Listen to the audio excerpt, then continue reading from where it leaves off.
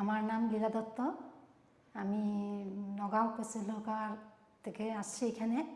তো আমি অনেক, আমার হাঁটু ব্যথা কোমর ব্যথা ছিল, তা আমি অনেক আরাম পেয়েছি এখন।